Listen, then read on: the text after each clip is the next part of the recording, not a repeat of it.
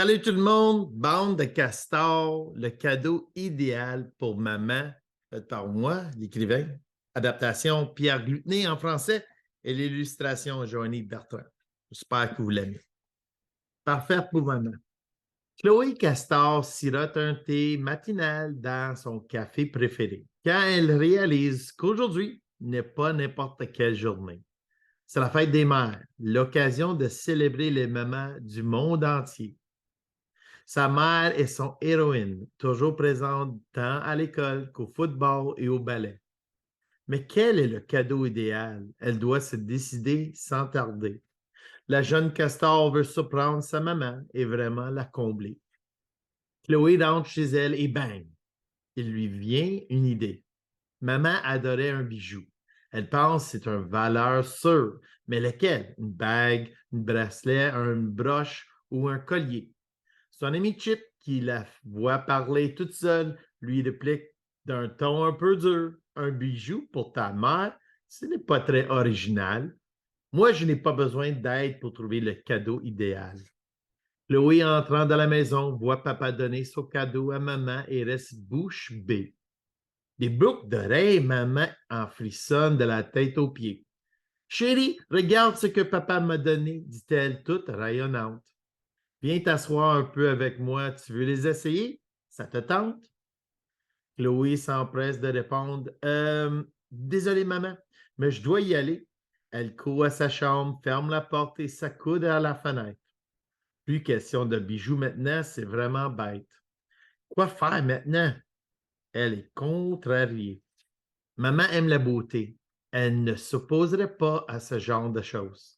Sous sa fenêtre, une autre idée lui pousse sous le nez. Une fleur, s'écrie-t-elle. Tulipe, marguerite, lis ou rose?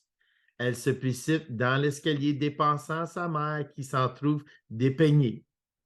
Chloé, où vas-tu? Je pensais qu'on pourrait. Désolé, maman, je ne peux pas maintenant, alors que la porte s'est déjà refermée. La maman se dit: Je la verrai plus tard enfin, je suppose. Chloé explore le jardin pour cueillir la fleur parfaite pour une parure. Soudain, une groupe d'abeilles bourdonnantes est en colère, arrive de loin. Hé, hé, castor, arrête ça! Où tu crois-tu? Ces fleurs doivent rester dans le sol pour approvisionner notre précieuse réserve de miel. Chloé recule sans bouquet. Les abeilles peuvent ranger leur fiel.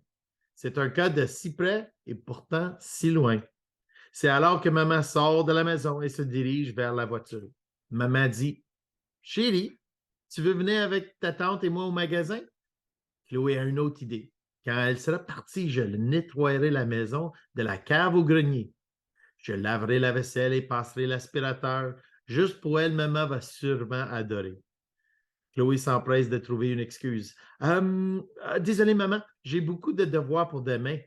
Maman s'en va déçue que sa fille ait refusé. Chloé se précipite à l'intérieur, mais est choquée de voir son oncle Code et sa cousine Cora en plein effort. Cousine, on a envoyé les mamans magasiner. À leur retour, tout sera propre et ta mère sera heureuse. Es-tu pas d'accord? Oui, en effet. Chloé sourit d'un air penaud.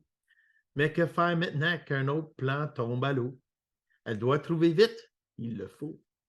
Chloé se décide enfin à demander l'aide de ses amis, puisque c'est déjà l'heure du dîner. C'est à Carl qui va demander. Il est logique et aura sûrement une bonne idée. Il suggère de la nourriture. Tout le monde aime manger. Salé, sucré ou peut-être un saveur boisé. Que diriez-vous d'un savoureux petit déjeuner, d'un dîner de copeaux aux pommes ou d'un brunch à l'écorce épicée? Mais avant qu'elle ne se mette à cuisiner, maman est revenue en grignotant un pretzel au bois acheté au marché. Crunch! Il n'est pas question de manger car l'idée a été courte, circuitée. Maman dit: Ma chérie, j'étais sur le point de faire un peu de jardinage. Tu veux bien m'accompagner?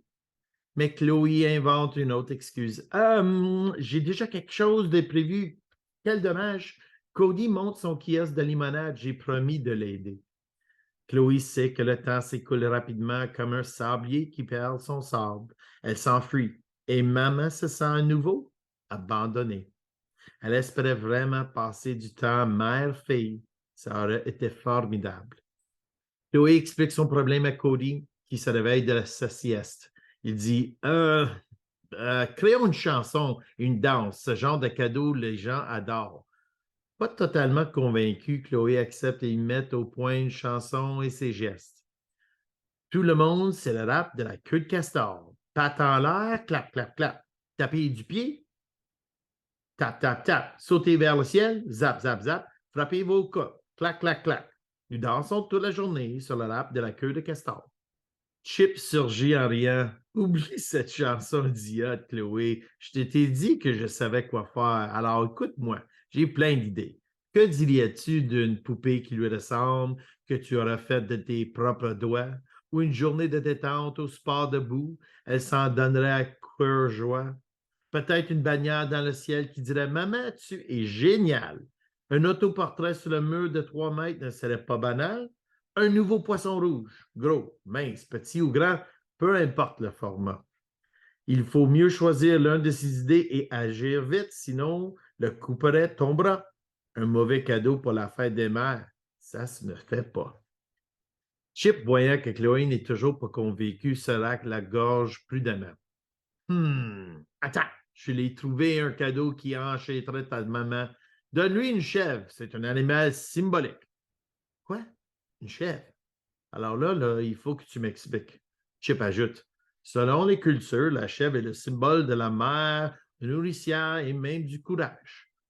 Chloé, perplexe, fait un pause, puis déclare, Chip, j'apprécie tes efforts, mais en aucun cas que je n'offrirai à ma mère une chèvre en hommage.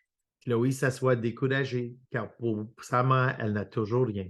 Grand-mère se glisse à côté d'elle et lui demande Qu'est-ce qui se passe-t-il? Tout va bien? Grand-mère, je n'ai pas réussi à trouver le cadeau parfait pour maman et maintenant il n'y a plus de temps. Ma chérie, la réponse est sur le bout de ta langue. Tu viens de le dire. C'est le temps.